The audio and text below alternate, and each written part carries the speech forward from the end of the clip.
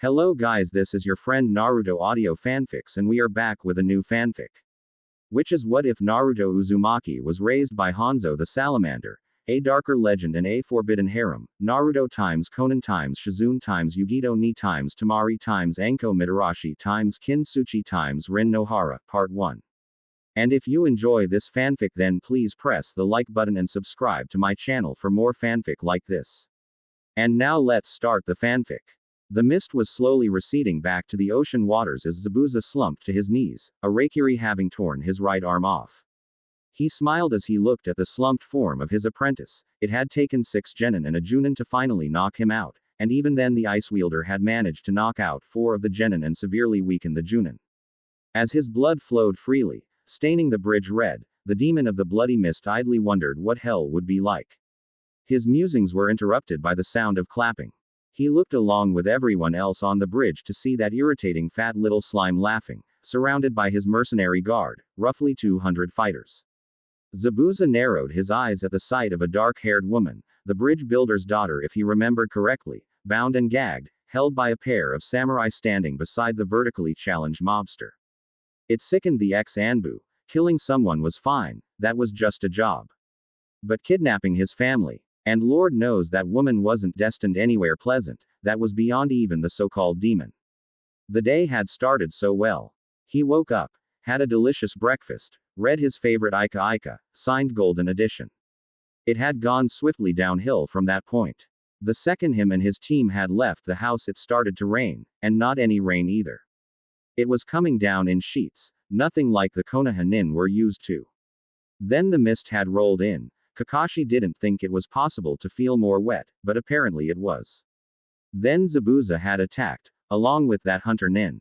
Kakashi had gotten and told Asuma he should help the genin, that he would be enough for Zabuza, after all he was only an A-rank nin.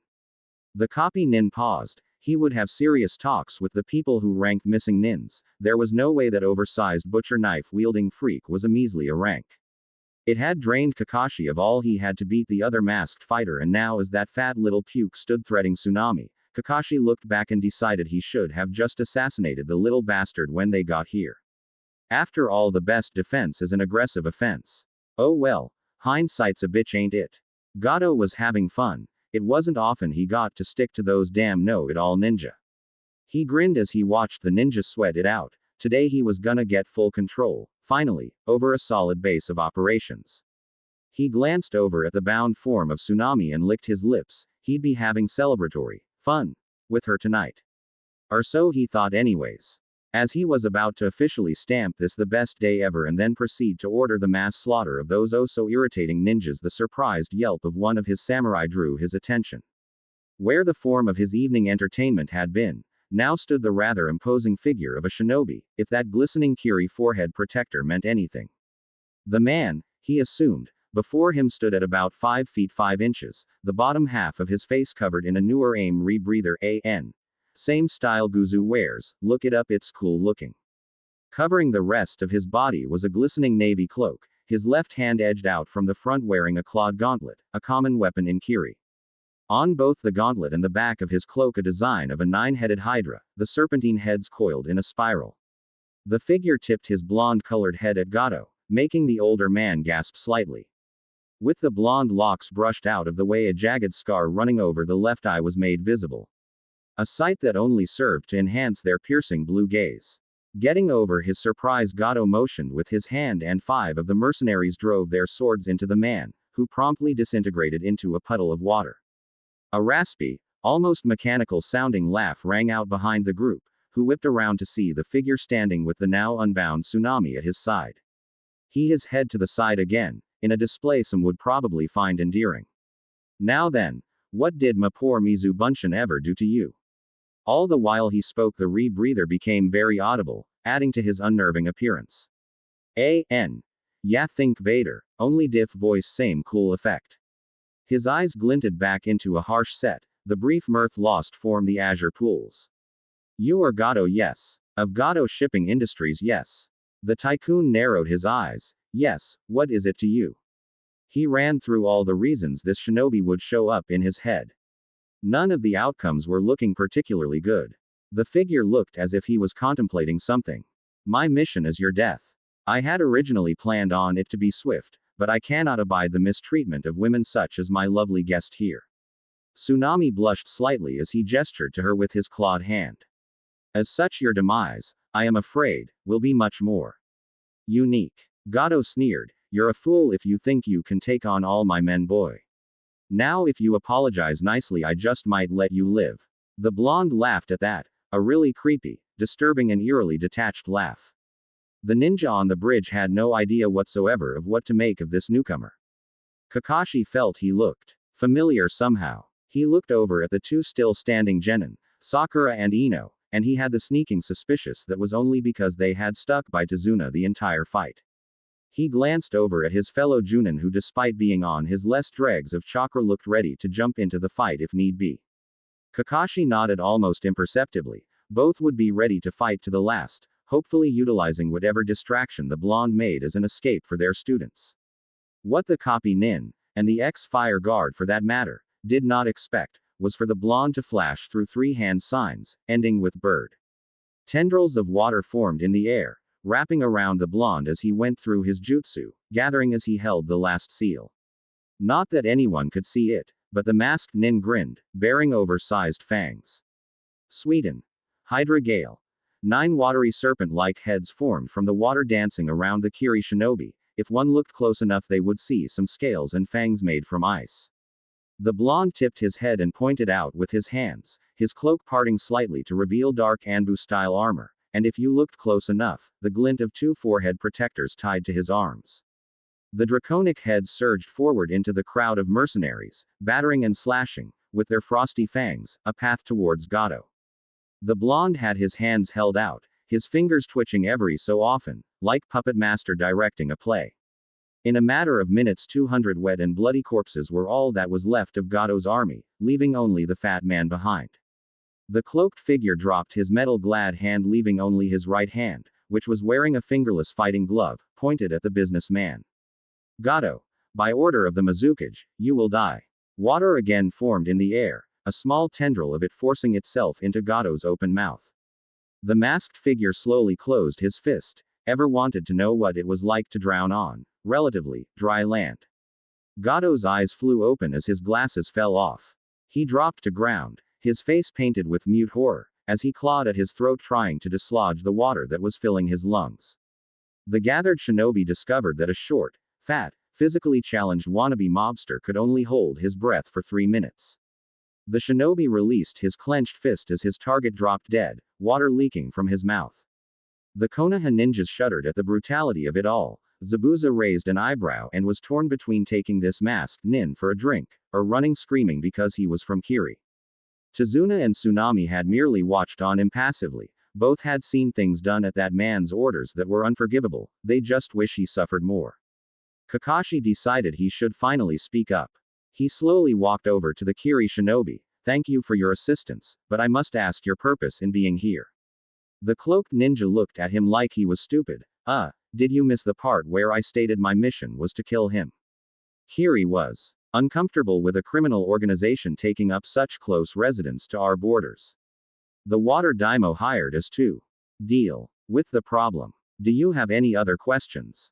I still have some business to attend to, he said, glancing at the forms of Zabuza and Haku. Kakashi followed his gaze and shuddered. Just what your name is, and how long you plan on staying here. You know, making sure you're not a threat to our mission. The blonde raised an eyebrow. I hardly think a 12-year-old genin is any threat to you. He snickered at that, but if you must call me by something. Hydra is what my peers refer to me as. Now, I would ask you to remove your charges and the civilians from the area. I have some business with those nuke nins and I quite imagine the lovely lady here has seen enough violence. Kakashi suppressed another shudder and went back to Asuma, Ino and Sakura. Together they picked up the 4 fallen genin, Sasuke, Sai, Choji and Shikamaru.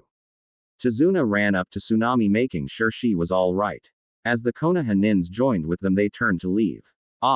Leaf-san. Kakashi stopped and looked at the newly named Hydra. Yes.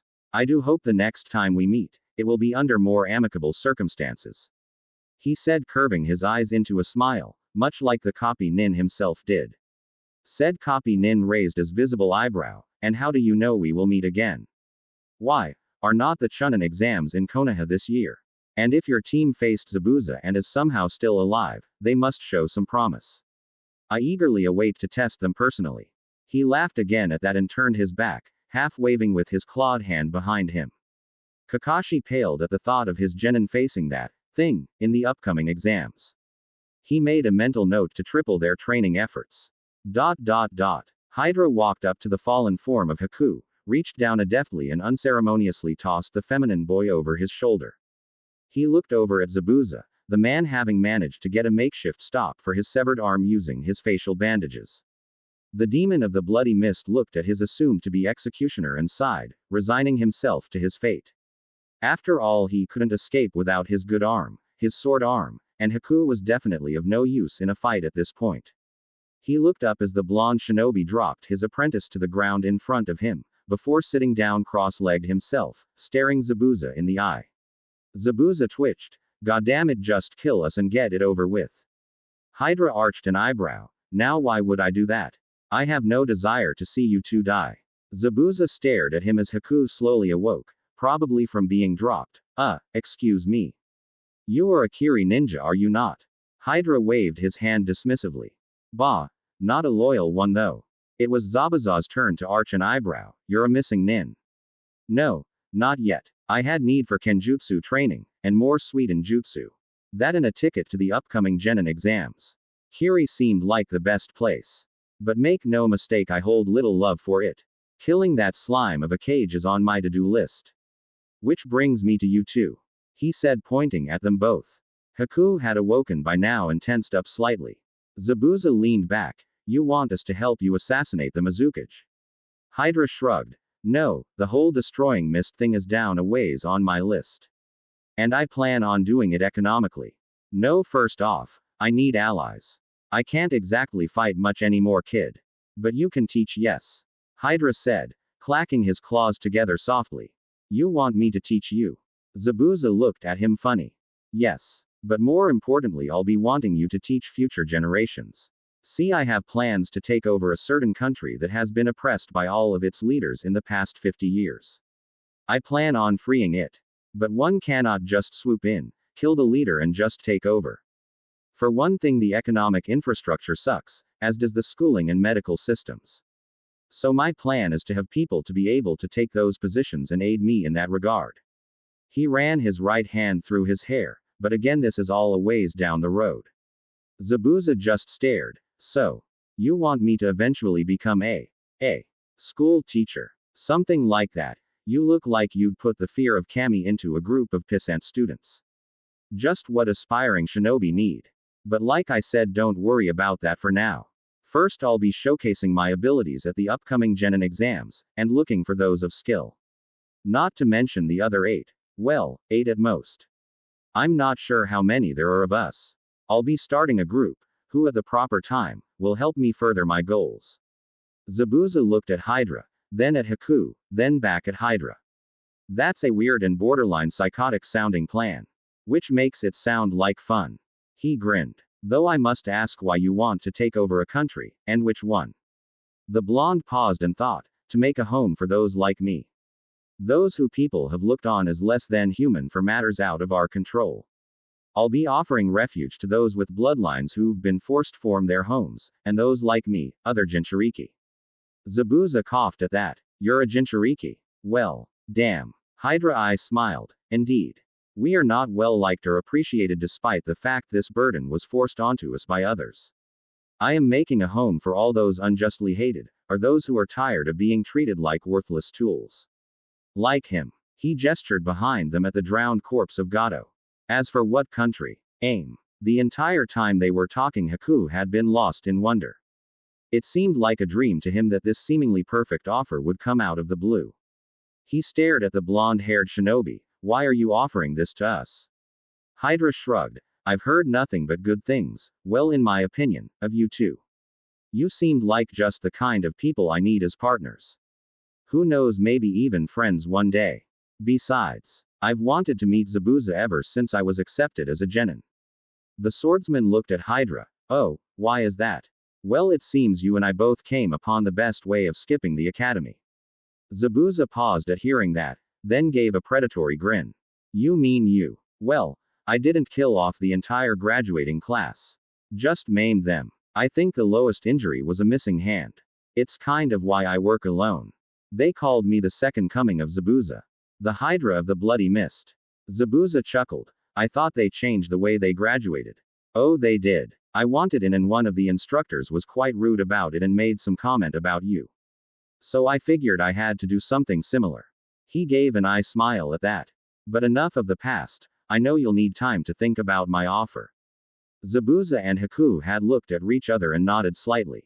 We'll do it. Hydra looked at them, and clapped his hands together. Oh, well, good then. On one condition. Hydra groaned. Yes. Zabuza sat up straight. I teach you my style of kenjutsu, and you take up my sword. Hydra blinked. Once, then twice. Say wa. Kubikiri deserves someone that can give it battle. And that no longer is me. Haku is not interested in the ways of the sword. And let's just say I have a feeling about you. Zabuza said, glancing at Haku slightly. I don't know what to say. Just that I'm honored. Hydra said, clearly not expecting anything like this. Zabuza was one of the best swordsmen ever to come out of the mist. And he was gonna get lessons from him. Plus his sword, which was almost as famous as he was. This has been a very successful mission. Zabuza smiled. Good. One last thing. I don't want Haku to fight. Haku turned to his master quickly, but Zabuza-sama I are far too gentle-natured. You're more interested in medicine anyways, are you not? Haku sighed, and nodded. Hydra shrugged again. Fine with me. If I can convince the other Jinchuriki to join me, that'll be overkill for firepower. As for the whole medic thing, the blonde gave another eye smile. I think I have a lead on someone to train you for that. If they agree anyways. Now then, I have another week to kill as I finished my mission early. You need to get that arm properly fixed up and then you can start me on training. Zabuza nodded and with Haku's help stood up. He was amazed at how easily and naturally leadership seemed to come to him. All right. Before we head off, I want to know just a couple last things. Hydra nodded as he stood. Ask. Why AIM? And Hydra can't be your real name. What is it? A distanced look entered the blonde's cerulean eyes as he stared into the distance. Why AIM? Other than my previous reason. It's a promise to friend, and a promise to a teacher. Nad, now they weren't the same person. He walked a ways ahead of the duo before turning around, reaching up and pulling down his rebreather, revealing 6 whisker marks, and the continuation of the scar over his eye. He gave them a warm sunny smile, with a hint of fox-like mirth in it. My name is Uzumaki Naruto, Jinchuriki of the Kyuubi no Kitsune, and the first, greatest, last and only student of Salamander Hanzo. Zabuza stared. He couldn't help it really.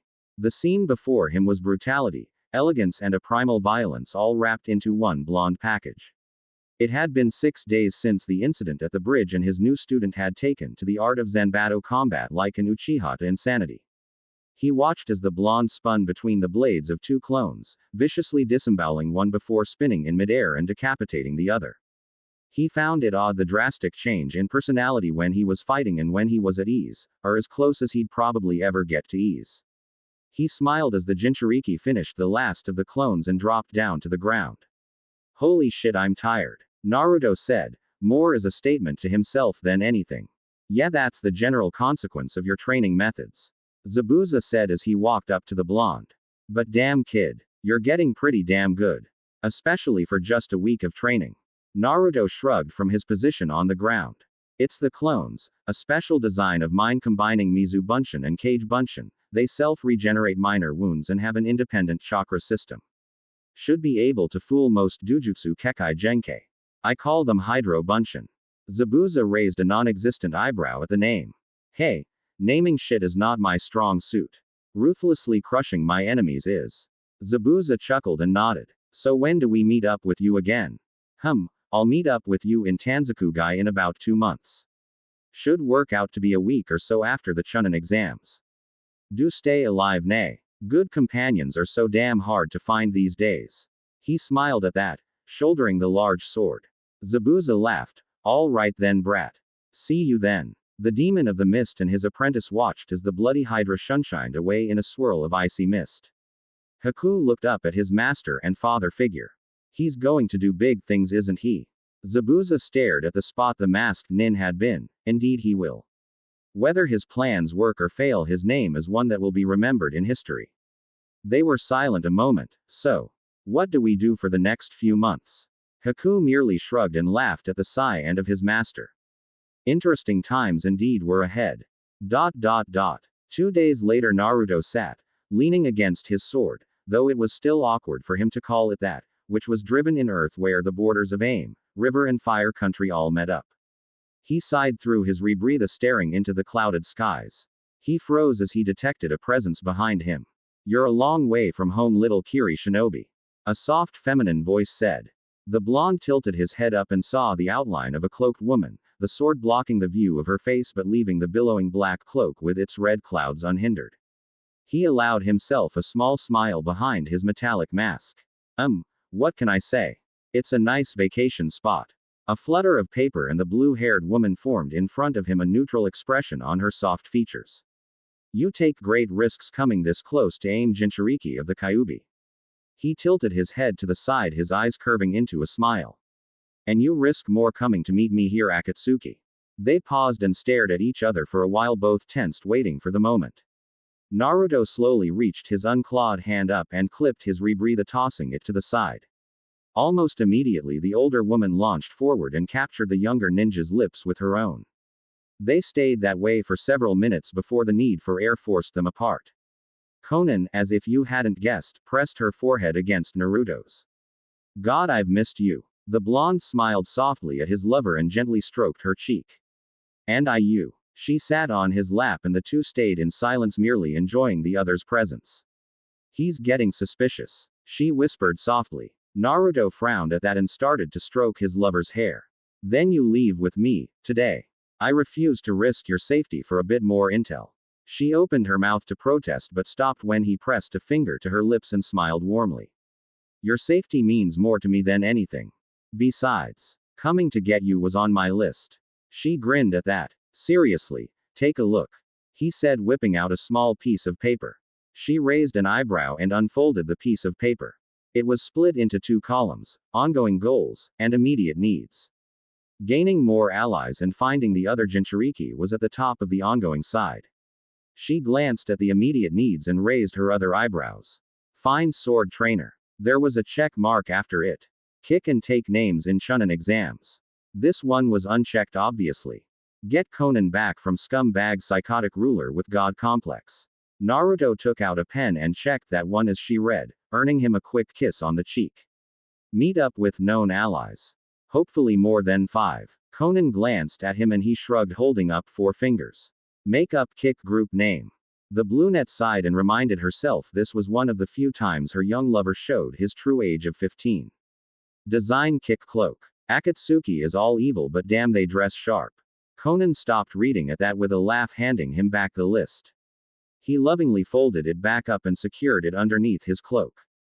You like your lists, don't you? Keeps me organized. Now, I need to be back in Kiri in a week, which I can make at a dead run with minimal breaks. Do you want to just part as we pass Konoha and meet me there, or make the full trip with me? Naruto said as he maneuvered her into a position to massage her shoulders. I'll come with you. Though I do wonder how I'm going to get into Konoha. She said, melting into the touch of his hands. Easier than you think. Since you're an oddity amongst Akatsuki in that you're not an actual criminal, or rather listed as one, you'll be posing as my Junin sensei. She looked up at him and grinned at that. I do hope you'll be a naughty student for sensei. He grinned and whispered into her ear, for you. Anytime. Oh god. 'Cause that wasn't a totally lame line. Hey, you fuzz face. I don't see you coming up with anything better. Who the hell am I supposed to woo?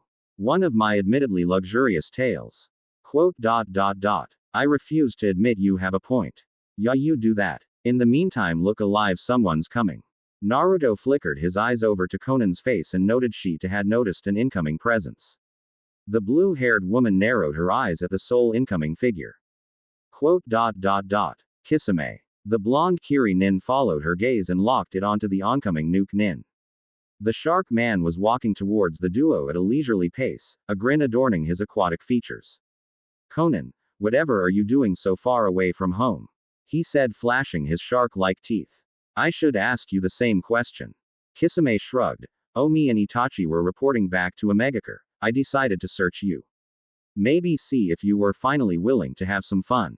He grinned lecherously at that. Then reached up, grabbing the handle of Samahata. And here I find you with some punk Kiri nin. The only explanation that comes to my mind is treason. So I guess I get to have a different kind of fun. It was at this point Naruto had reaffixed his rebreather onto his face and pulled Kubikiri Haucho from the ground. He pointed the massive blade at Kisame. Getting dismembered is your idea of fun. Masochist. Kisame's eye twitched ever so slightly. Afraid not, boy, I'll be the one doing the dismembering around here. With a yell he yanked the massive shark skin-covered blade from his back, bringing it down towards this impudent little shinobi. Naruto flicked his eyes to Konan, warning her to stay out of this as Kisame was possibly the worst opponent for the paper user. And at the same time the best opponent for him.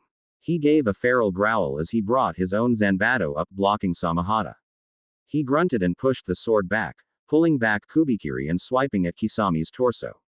Kisame backstepped the slash, then met it with a thrust of his own, catching the Jinchuriki in the side, shaving away through the cloak and grating the blonde's arm. Hey, Samahata doesn't cut. It shaves. Naruto glared at the older man, his scarred eye flickering a deep navy blue, and the pupil elongating slightly. He stabbed to the side of Kisame's head, catching him off guard slightly and spun, slicing off most of the shark's hair. And Kubikiri doesn't shave, it decapitates. He growled out. Kisame met him with a growl of his own and the sword fight began anew. Konan could only watch as the two fighters duked it out. Every so often one of them slicing, or shaving, the other.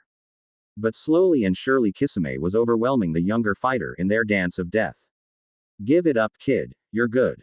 And you use Kubikiri, so you probably took down Zabuza. But you're 10 years too early to fight me. Naruto shrugged as the blades clashed again, pushing against each other for dominance. The blonde poured his strength into it and shoved the much larger man back about a foot and jumping back another few feet himself. You're right, for now at least. So let's try this a different way, shall we? He stabbed Kubikiri into the ground and flew through a set of hand seals. Sweden. Suiryuden no Jutsu. Kisame raised an eyebrow as he dodged the large water dragon that appeared from thin air. All right, I'm impressed. Making a water dragon from the moisture in the air. Some sort of bloodline, I'd guess. Though if that was true, I wonder what you're doing in mist. I have my reasons. Now drown, fool. Sweden. Mizoripa. As Naruto finished speaking, a large torrent of water streamed forth from just outside of his rebreather, blasting into the Akatsuki member's chest, knocking him back. The scarred ninja smirked behind his mask. You may be a better sword fighter than me. Have more experience than me. But no one matches me in the field of water. No one. Maybe if we were by a body of water you could stand before me. Kisame glowered at the blonde. It'll take more than that, Gaki. But for now, it's too much effort to try and kill you. Be warned, you'll be targeted by us from now on. He scowled as he shunshined away in swirl of mist. Naruto waited until he felt him disappear before he laughed. Well, it appears Konan-chan's efforts have been fruitful.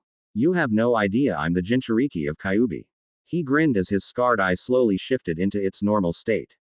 He turned to his blue-haired lover. Come, love. We should leave this area with haste. He paused for a moment, then snapped his fingers. Ah, first I need your ring. Konan raised an eyebrow but slipped the Akatsuki ring off and tossed it to him nonetheless. As you wish. Though I ask why you are keeping it. They can track it. Naruto smiled as he took a silver chain, covered in tiny seals, from around his neck. He unclasped it and slipped the ring onto it. The seals on the chain suppress its tracking abilities. Besides, without it it'll take that much longer for them to seal anything. They are irreplaceable, no? She nodded. Indeed. Orochimaru was the one who came up with them in first place, and with him gone, reforging a new set is impossible. Naruto grinned as he motioned her to follow him. Good, I'll be hunting for these two then. Now come. We have one last appointment to attend to in Fire Country before I return to Kiri. 3 days later in Atofika Gai. So why exactly are we in this place? Konan asked her young lover as they navigated the back streets of the pleasure quarter. This is where they told me to meet them. Something about being less conspicuous. And they look like what exactly? Konan said, repressing a sigh. They had been wandering around the place for over an hour. She glanced down and smoothed out her clothing again. She had traded in her Akatsuki cloak for a white kimono with light blue clouds on it. Naruto shrugged. He himself was wearing his navy cloak over top a black t-shirt and jeans. His gauntlet had been replaced by a pair of black fingerless fighting gloves, and black bandages were wrapped across the bridge of his nose and neck, hiding his whisker marks. I only have a description for one. 7 feet tall, wearing red armor, a red straw hat and an Iwa Hi-8. She tapped him on the shoulder and pointed at a figure dressed exactly like that. Like that guy. The one who's been waving at us for about 5 minutes. Naruto looked at the tall man who smiled and waved, motioning them to follow him. Quote. Let's go. He grabbed Konan's hand, intertwining their fingers as he walked across the street and into the empty back alley after the man. Upon arriving, he craned his neck and looked up at the crimson-clad giant. I assume you are the one who sent that note. A nod. And what does an Iwa nin wish of me? The tall shinobi chuckled and wagged his finger. Where's the fun in spoiling the surprise? Though I suppose listening to you guess all day is boring. But I would like to know why you have someone with you. I believe my note said come alone. The scarred Jinchuriki glared at the man. Unavoidable circumstances forced me to pick up my companion before meeting with you. Besides, I believe you said you had a companion yourself. The huge man smiled. I do. But he is not nearly as pretty as Akatsuki-san here. Naruto glared as Konan edged towards a fighting stance. Your information's old. My companion here has recently split from her prior organization. The giant looked her over. Very well. I suppose if Nine trusts you, I shall as well, Konan-san. He has proven most shrewd in his dealings so far. Both Naruto and Konan's eyes widened. What did you call me? Why, I called you what you are, Nine-san. As I am 5, you are 9. He grinned as a look of understanding flashed across their faces. I must ask, are you loyal to the mist? Naruto shook off his surprise at finding another Jinchuriki so soon. No. After the upcoming Chunin exams, I will be departing from their service. 5 nodded sagely. Good then. Follow me to my hotel room then. My companion is there and he gets irritated when left alone for too long. Naruto glanced at Konan, who shrugged in agreement. Quote. Very well then, lead the way. The Jinchuriki smiled and led them through another set of back alleys before arriving at the hotel, which by coincidence was the one Naruto and Konan were staying at, something the blue-haired woman commented on. Hey. This is the hotel we're staying at. 5 glanced at her. Oh. What room? Konan glanced at Naruto and fought back the slight blush to her cheeks. Honeymoon suite. The crimson-clad Jinchuriki looked at Konan, then at Naruto and back to Konan. Lucky son of a bitch, ain't ya? Naruto grinned and wrapped an arm around his lover's waist. Indeed, now hurry. I do have other places to be. I'm sure. Anyways, our room is just up. They were interrupted by a loud crashing sound followed by much cursing. They came to the second floor and saw a large hole that looked as if the room's wall had been shredded. Goddammit. There. 5 sighed. A rather tall figure poked his head through the hole, his shoulder-length bone-white hair falling in front of his face. He was shirtless, with a seal visible over his heart that spread out over most of the left side of his chest. He raised a white eyebrow then glared at 5. Damn it. What the hell took so long? And why the hell are you in that illusion? 5 sighed and gestured at the white-haired man. That is my traveling companion, and best friend, however unwillingly, Kagaya Daisuke. Or as I call him, Dai-chan. He grinned then appeared to shimmer. In a brief flash of light, the 7-foot giant was replaced by a 5 feet 10 foot tall man. He had shoulder-length blood-red hair, and bright crimson eyes. He was wearing a blood-red sleeveless shirt that stretched up into a half-face mask. Similar to the type of shirt worn by one Hitaki Kakashi. He had black cargo pants with a blood-red stripe running up the side, and black and red metal arm guards. My name is Makoto, also known as the Crimson Ghost and the Illusion King. The foremost illusionist of our time. I think anyways, I have yet to meet anyone stronger in the art than I. Naruto and Konan both paused and processed the new information. It was Naruto who spoke first. Wait, your name means sincere and you're an illusionist. The red-head eye smiled. I'm a fan of irony, what can I say? Konan blinked. Wait, the same crimson ghost of the Third War. A nod, indeed. I was a mercenary hired out to Iowa by my creators, I suppose. Parents maybe, though I never saw the bastards as such. But you don't look much older than what, 25? And the war 18 years ago. I'm 23 actually. And yeah, the youngest kicker in the war.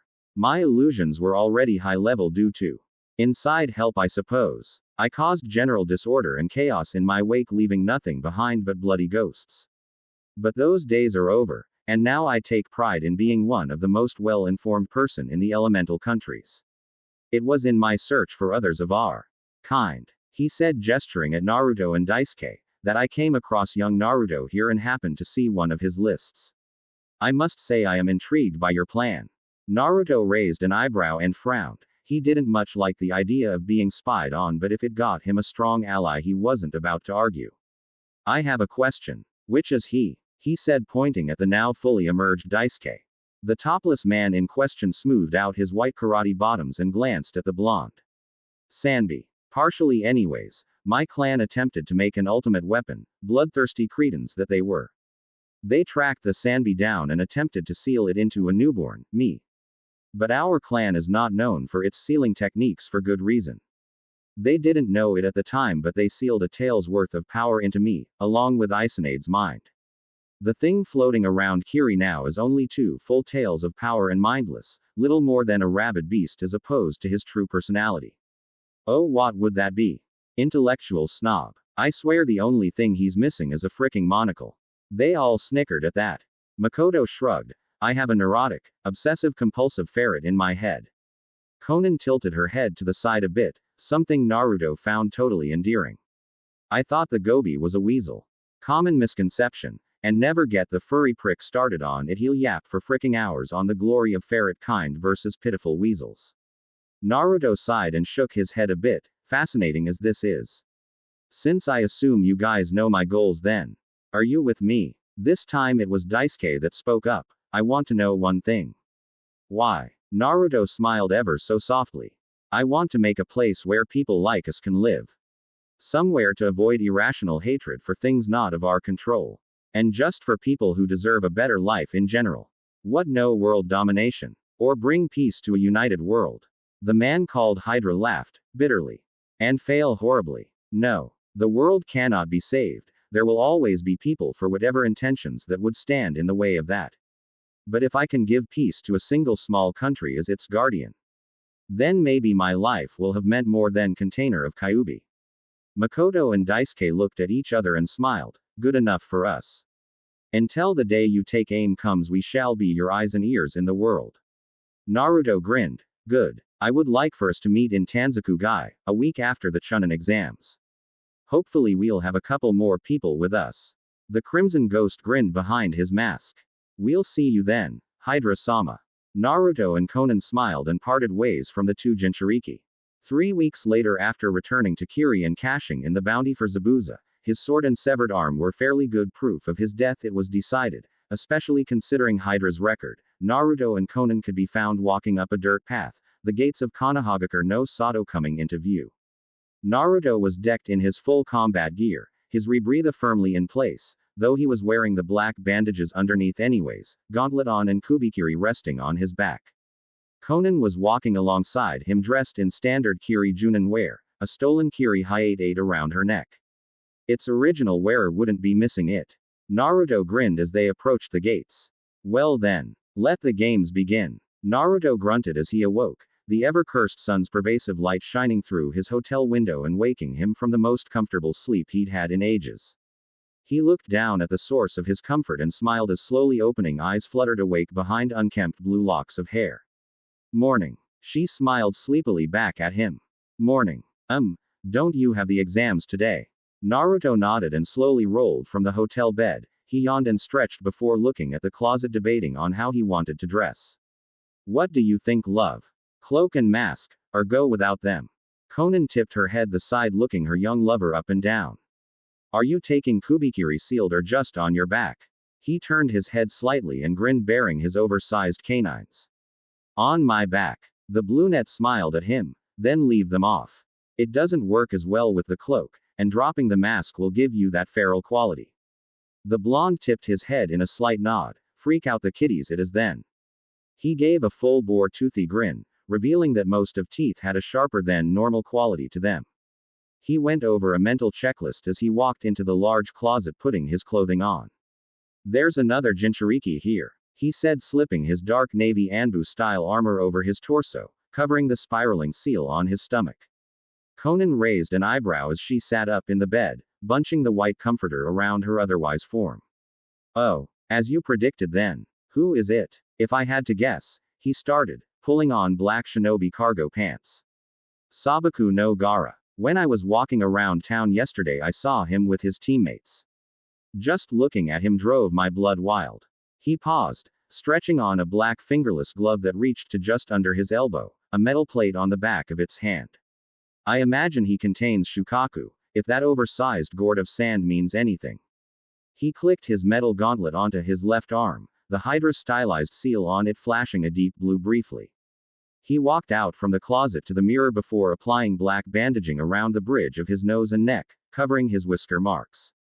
He glanced back as his older lover got up from bed to get dressed herself. He couldn't help but watch. She looked up at him, his eyes glued to her form. Like what you see, she said, smirking. Have I told you you're the best girlfriend, lover, fiancé, whatever you wish it to be, ever recently?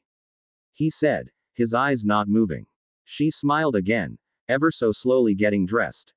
Yes, but it still stands to be said. Though I say that's only because I told you I would allow you to have 2 more girlfriends.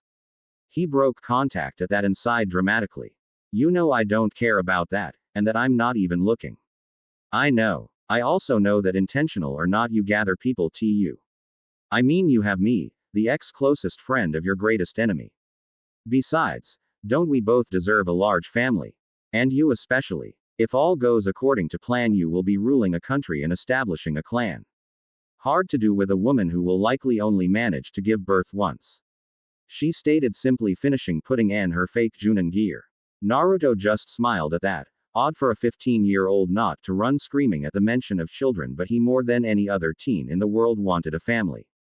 I refuse to acknowledge your so-called point. He grinned as his stare flickered to the slashed aim, and Taki Hitai Atesh, leaving them off his shoulders and loosely tying his Kiri protector around his neck, letting his wild blonde hair fall freely. It was tied in the back in a short ponytail reaching to the back of his neck. He glanced back at Konan to see her tying her stolen Hitai around her forehead. She walked up, giving him a quick kiss on his exposed lips. See you on the other side. She whispered before slipping away towards the area the Junin senseis would be gathering. He grinned, hefting the obscenely large Kubikiri haucho across his shoulders, disappearing in a swirl of mist. Soaked in the blood of those who stand before me, no doubt. Naruto timed his arrival well, showing up at the exams minutes before the Uchiha prodigy. He walked straight to the 3rd floor. He paused as he saw a certain one-eyed Junin waiting at the entrance to the 3rd floor.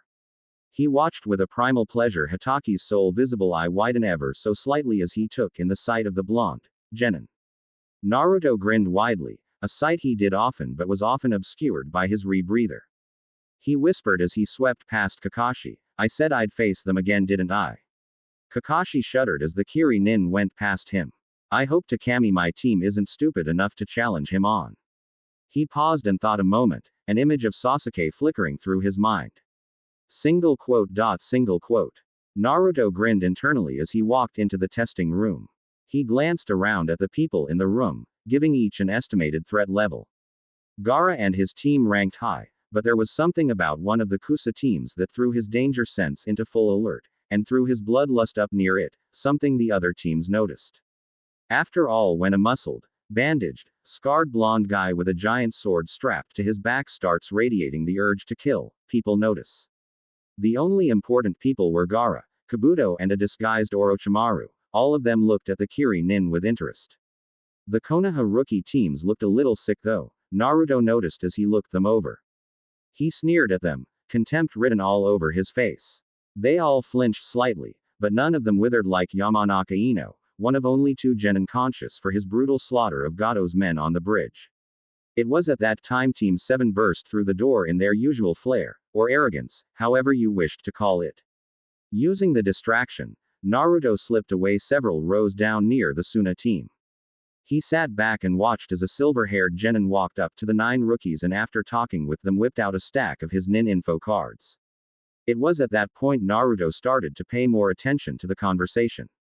Sabaku no Gaara and Rock Lee. Sasuke said to Kabuto. The false genin frowned. No fun if you know their names. Less. Sabaku no Gaara, 15 C-class missions, 30 B-class and 1 A-class mission. My. Seems he's never been hurt on a mission either. Several eyebrows rose as the Leaf Ninjas glanced at the Suna demon vessel. Rock Lee. Here we go. Part of Team Guy, has 40 D-class mission, 10 C-class and 1 B rank. His taijutsu is said to be the highest of the Leaf Genin, no known nin or genjutsu abilities though. Anyone else? Ino Sakura and gestured towards the blonde Kiri nin who was watching them, a predatory look in his eyes. The pink-haired girl paled slightly and pointed at him. How about that blonde Kiri ninja? Kabuto followed her gaze and widened his eyes ever so slightly. He shuffled through his little deck of wonders before finding the appropriate card. No registered name, just Hydra. His nickname is Kiri's Bloody Hydra. He supposedly maimed everyone of this year's graduating class, in a similar manner of Momochi Zabuza, the demon of the Bloody Mist. He has 10 C-class missions, 20 B-rank missions, 20 A-class missions. All of those have been listed as assassinations, and 1 S-class. The spy looked at the blonde and mentally shuddered. The Kiri nin showed a strength that might rival the fake Konoha ninja himself. He is without a doubt one of the most dangerous genin here, though it appears he is without a team. Everyone who had been listening just gaped at the information as they stared at the blonde with the huge sword, all mentally agreeing to stay away from him. Well, almost all. Uchiha Sasuke merely scoffed it all away as he was after all an Uchiha, thus making him superior. The conversation was halted as a scarred Tokubetsu Junin walked in ordering everyone to sit down. He explained the rules of the test as a couple of Chunin proctors handed out test papers. Naruto sighed as he looked over his information gathering, one would assume.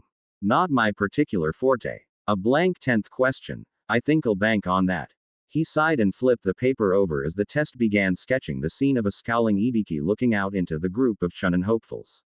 It was Naruto's personal belief everyone should have a hobby outside of the usual chaos, his was charcoal sketching.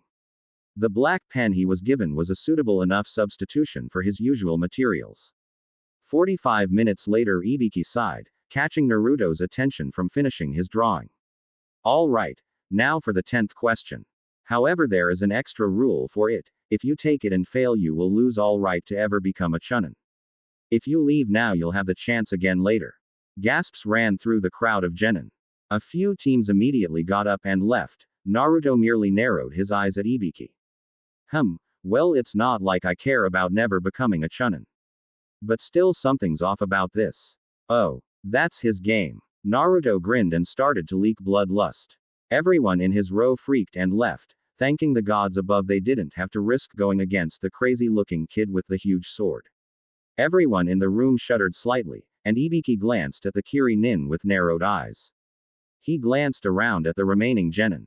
All right then. You pass. A few outcries at that, and the scarred man launched into his explanation, pulling off his bandana revealing his torture wounds.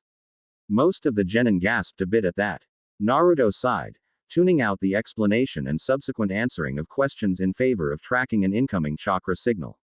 He did not have to wait long as a large black bundle burst through the window, unfolding into a large banner that read introducing the Single Mitarashi Anko, proctor of the second exam.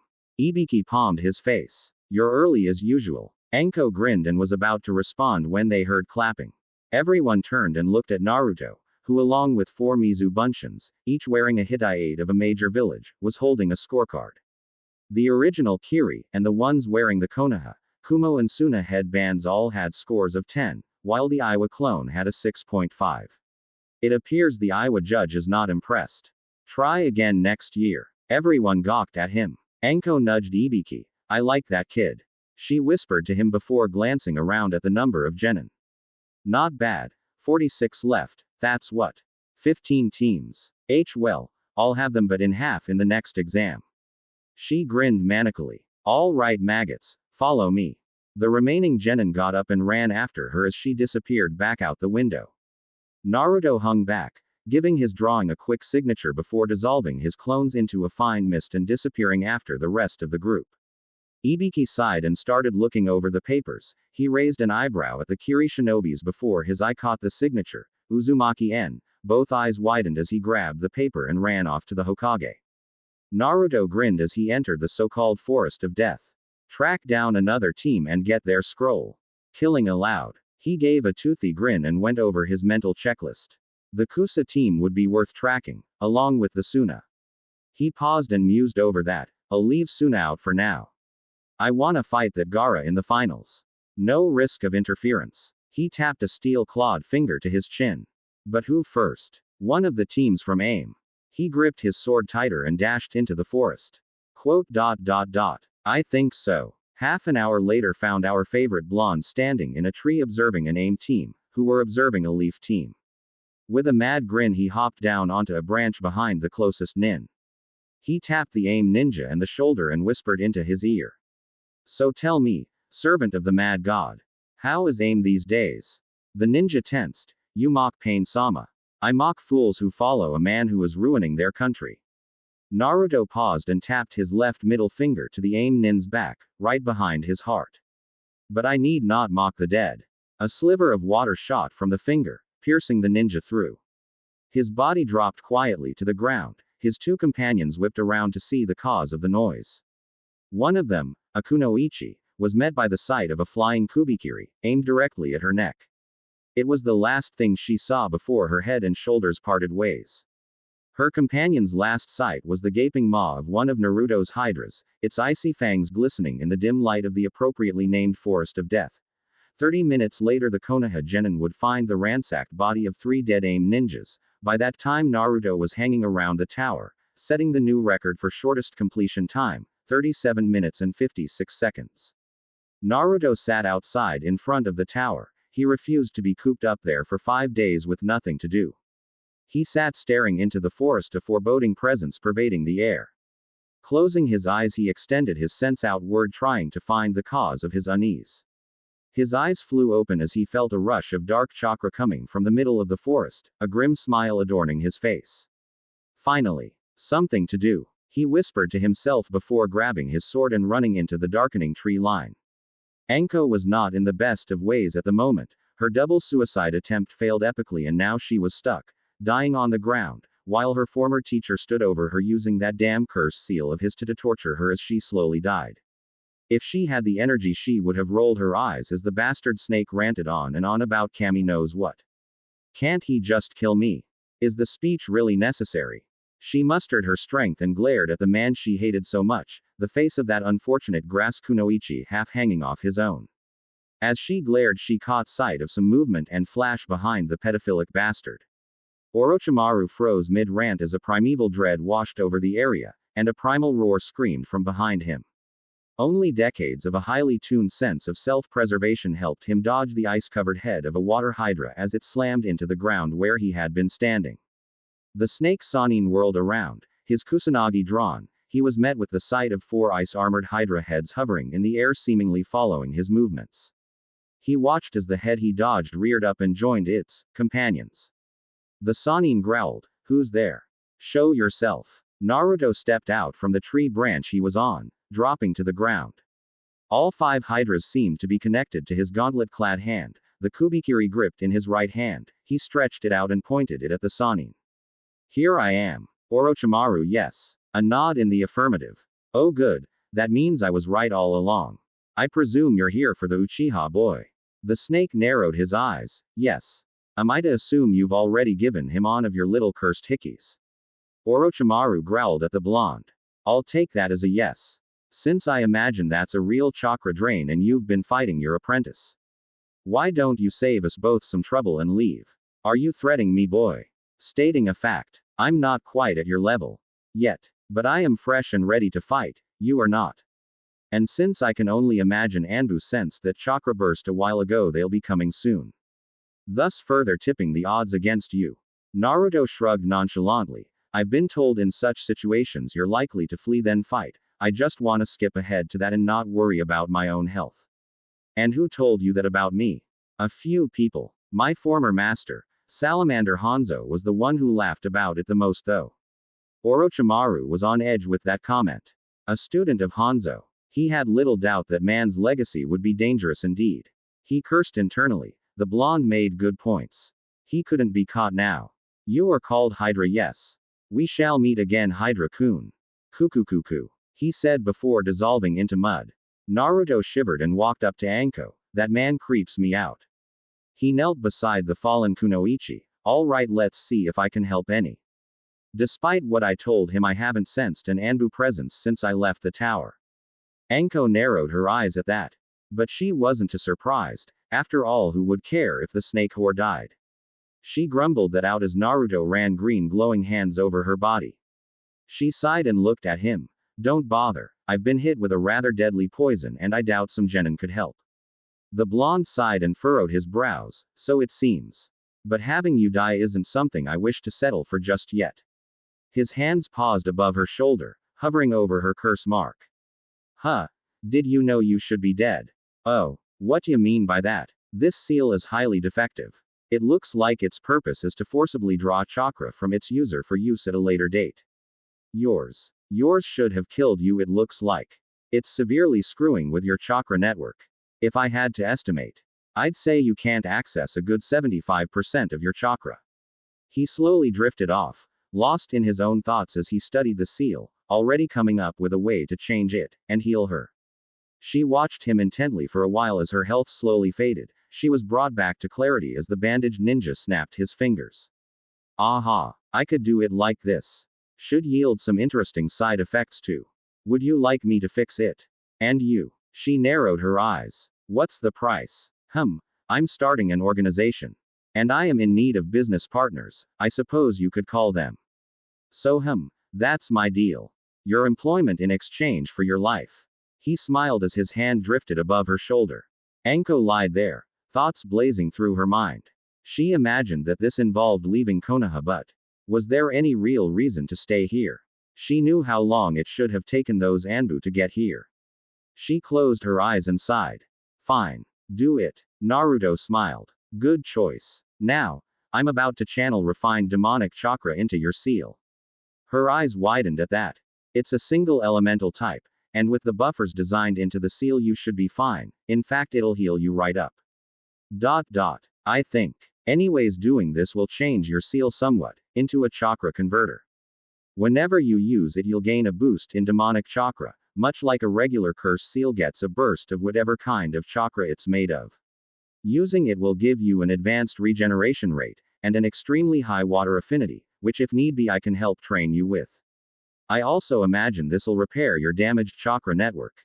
So you should be more powerful without it as well. He grinned at her flabbergasted expression. Oh, this'll hurt like a bitch, so brace yourself, K. He said before the green chakra around his hand turned a deep blue, almost black color and surged into the seal. He stepped back as the seal shifted from 3 tomos into 9. If you looked close enough, they were Hydra heads, coiled up at the ends. They quickly spread across her body, in a deep blue glow, rapidly healing her of her injuries. Her brown eyes snapped open as the pain suddenly stopped, and the seal receded back. She looked at the blonde, who was smiling happily, and smiled back before promptly passing out. With a sigh, Naruto picked up the kunoichi bridal style, his sword strapped to his back, and headed back towards the tower. 4 days passed and they had been far busier than Anko had originally expected them to be. She had woken up in the tower, her home, staring into the open eyes of her savior. From that point it had gotten hectic, reporting Orochimaru and his threat to the Sandaime, who had been looking very pale as of late, minus the involvement of the Kiri ninja. She was currently sitting in a room with Naruto, whose name she had finally found out, and Konan. They had informed her of their plans regarding the Jinchuriki and aim. She had been surprised to learn that the Kiri ninja who saved her was the Kyuubi vessel, but looking back on how she vaguely remembered his treatment, and the festival that occurred on the day he was finally declared dead, she didn't blame the kid. Actually, she wondered why burn Konoha to the ground wasn't on one of his many lists. When she had asked, he merely shrugged and told her he wasn't the type to hold grudges. She took a sip of tea and sighed. So you're going to leave after the Chunin exams then? Naruto nodded. Indeed. Now, do know you don't have to join me. What I said back in the forest was more to get you to listen to my offer. Anko got a faraway look in her eyes. No. I'll go with you. Too much prejudice here. I have a few friends, but the good doesn't always outweigh the bad. Konan looked at the snake summoner with a slight smile. Good. I'm surprised no one has noticed your increased chakra. I mean, you almost radiate power now. Anko grinned at that. Yeah. I feel better than I have in years. Then she sighed. I guess people just don't pay attention to me that much. Naruto smiled at her. Don't worry about that. After all, I plan to make a place for all those like us. The rejects of society. He paused, toying with that. We still need a name. Both girls sighed. Can't that wait? Fine, fine. So, when do the third exams begin? Anko glanced at a clock. In 45 minutes. Shall we be going? Naruto and Konan glanced at each other and smiled. Yes, let's. Konan sat in the stands watching the genin gather and wait. Her gaze followed her blonde young lover as a soft smile crept across her face.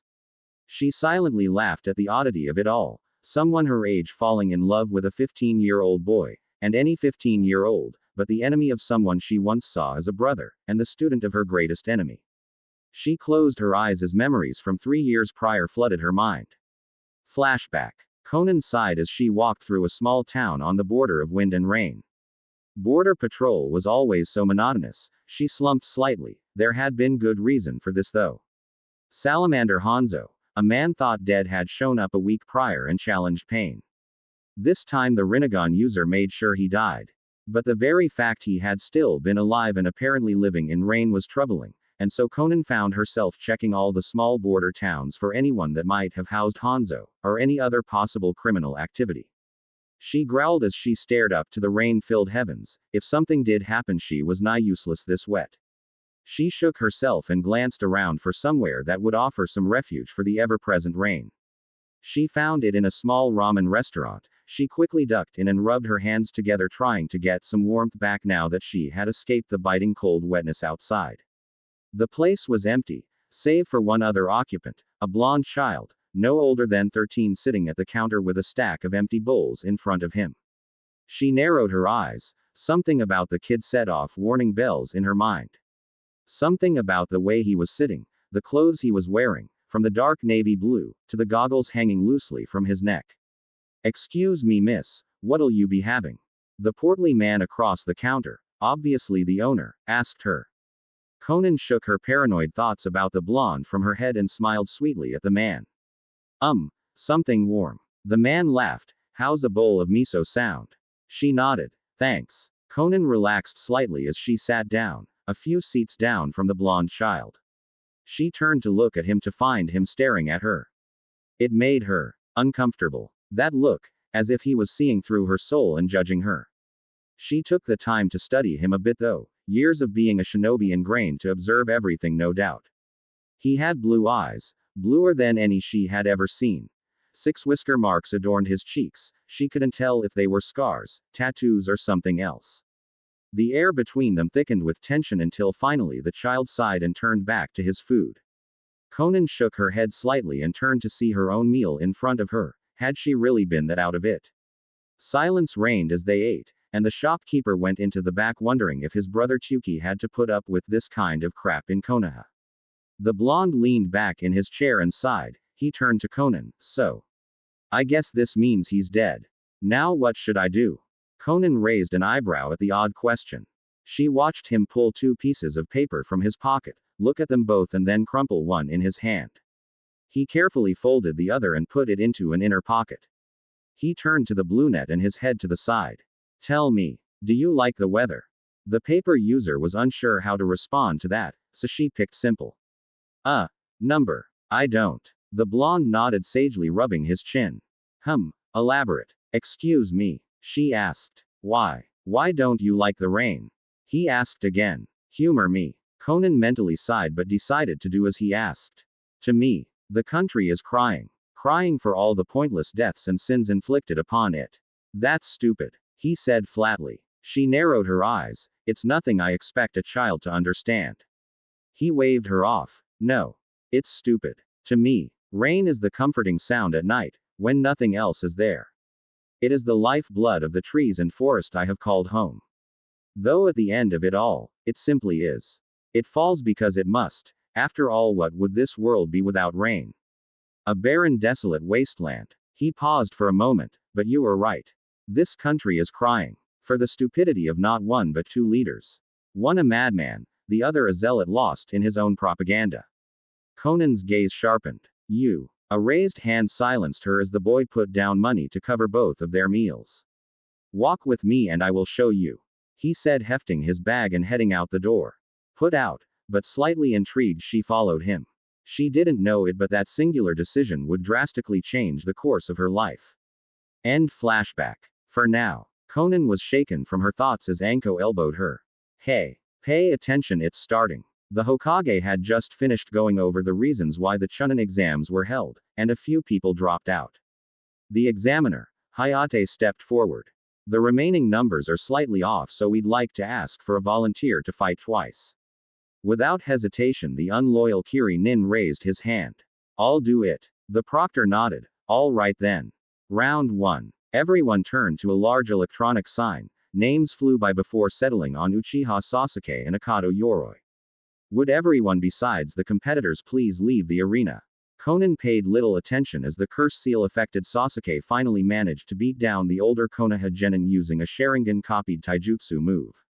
Kakashi shunshined into the arena, taking his student away, undoubtedly to have some sort of counter seal put on. She snorted at that. From what she had seen of the kid, he would abuse the seal as much as possible. The sign spun again and 2 more names popped up.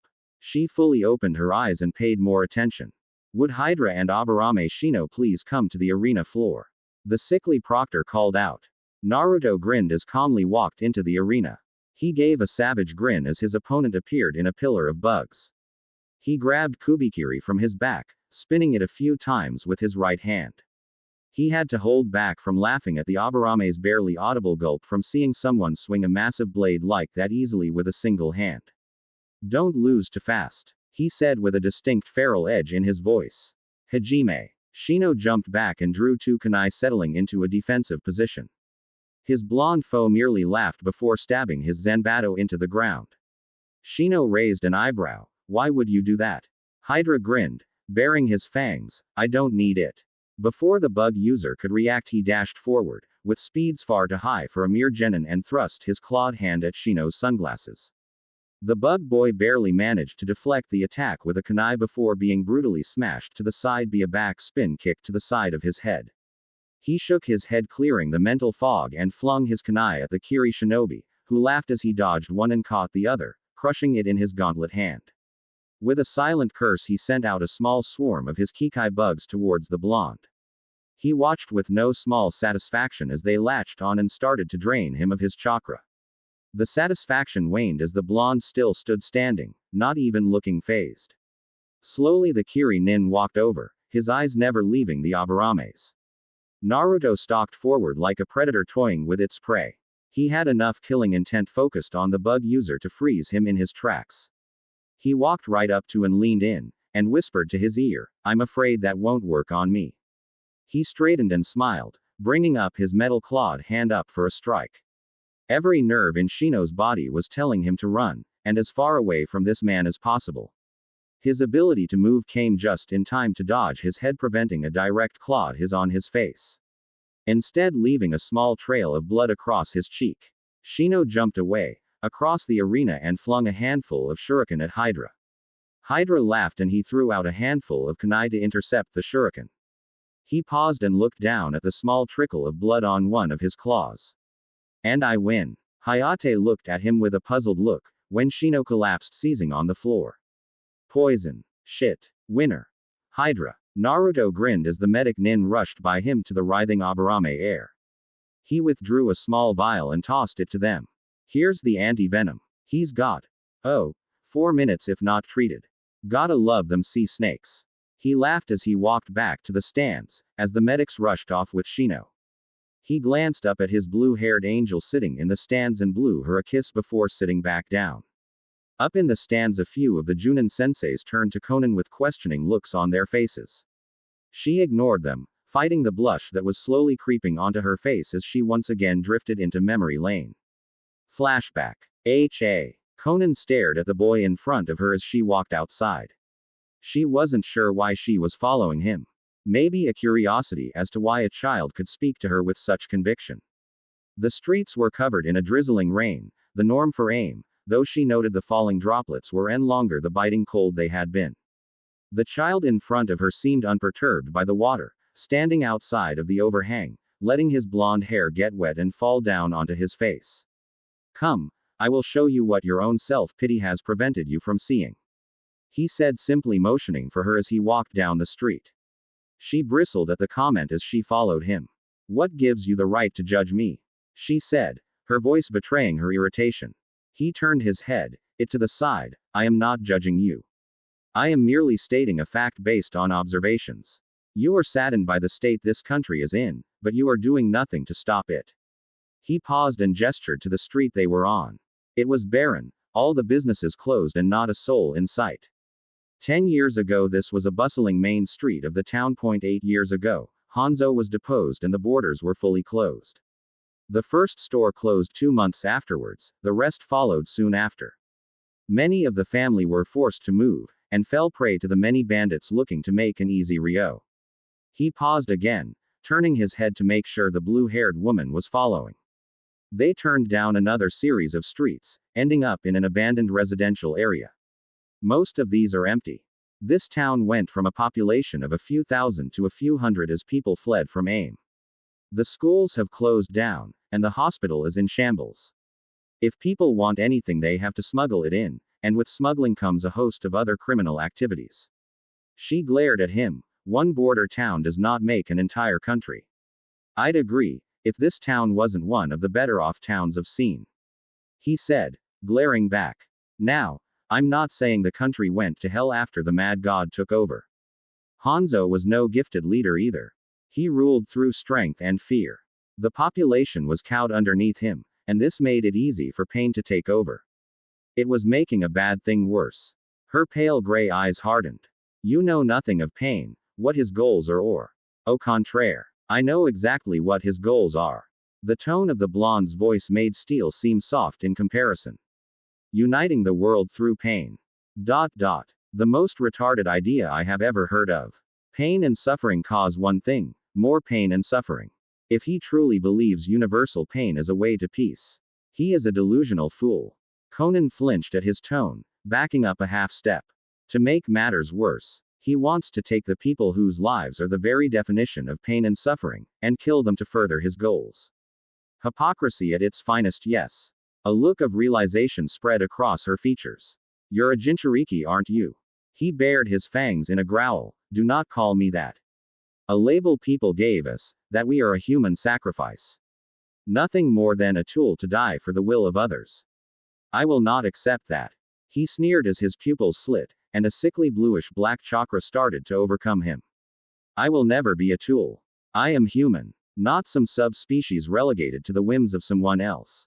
When my life ends, be it of old age or battle, people will know who I made myself to be. My life will not be dictated by others. Konan stepped back, the power and emotion coming from the blonde in front of her driving her back. It was then she felt it, that twinge of doubt crept into her mind. The self-doubt that forced her to look at her life, who she was and who she had become. She slumped to her knees in a rush of self-loathing. She looked up at the blonde. Why? Why did you shatter me? He closed his eyes and the energy receded, his eyes turning back to normal. He opened them, blue meeting gray. Your eyes. They speak of pain, buried beneath a carefully constructed facade. I know exactly who you are, Konan of the Akatsuki. So now, I ask you. Why? A lone tear fell down her face, hidden by the rain, because I had nowhere else to go. I knew what we were doing was wrong. But I was scared. I kept telling myself it was all right, that he was the same person he always was, but he's changed. Or maybe he hasn't. I don't know anymore. The blonde sighed. A crying woman was his weakness. He walked up to the older woman and put his arms around her. It's fine. Sometimes we're forced to do things we don't want to. He groaned mentally as the Konan buried her head into his shirt, letting the tears come more freely. He sighed and awkwardly patted her head. She pulled away from him after a few minutes. Thanks. She paused and looked at him. What is your name? The name of the one who shattered me, so I could see the light. At this he gave a fanged grin. My name is Uzumaki Naruto, Jinchuriki of the Kyuubi no Kitsune, and the first, greatest, last and only student of Salamander Hanzo. He paused. May the old bastard rot in 1,000 hells. She laughed at that, and Naruto smiled. So you can smile. Good. You're much prettier when you smile. He reached up and brushed a tear from her face, making her blush. So tell me about yourself, Konan. They spent the next several hours on a riverbank, sharing their life stories. She smiled more that day than any previous ones combined. Eventually an old clock tower informed the pair the arrival of midnight, and with it a new day. Konan helped Naruto to his feet. So, where will you go from here? Naruto shrugged. Taki probably, from there who knows. But, I will be back. Aim is my goal, my dream to see this place prosper as it deserves. He paused. I'll make it a home for anyone like me.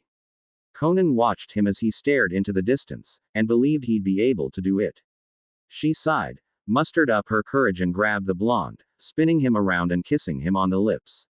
She smirked at the stunned expression on his face. Come back for me someday. And with that she left. Flashback end. Konan smiled again at the memory of her first real kiss, broken again from her reverie by Anko elbowing her. You spaced out again. You've missed almost all the fights.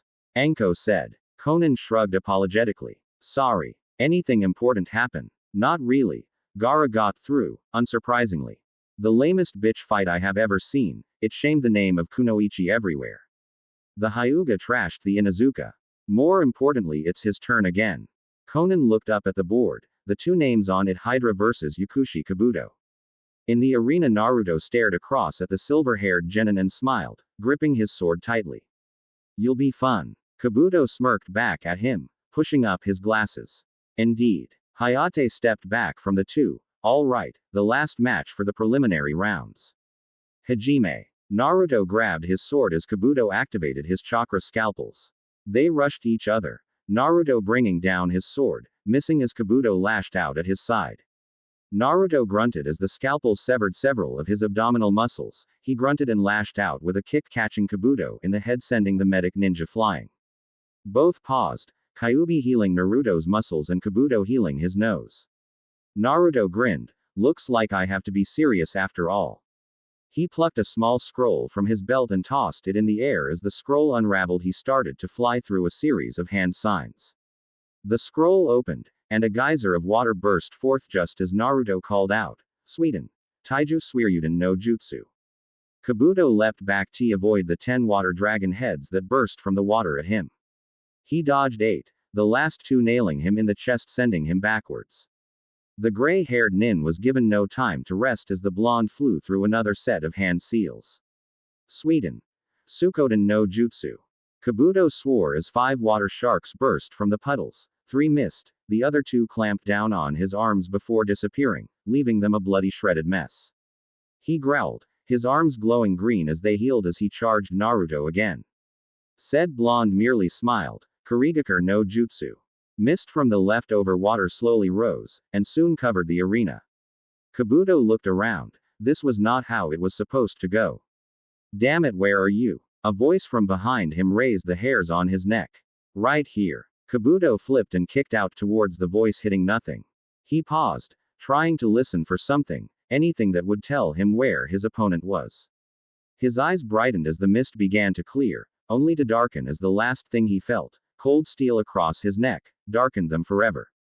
Those watching saw the mist start to clear, then the sweeping motion of Hydra's sword, and a small head-sized object fly away.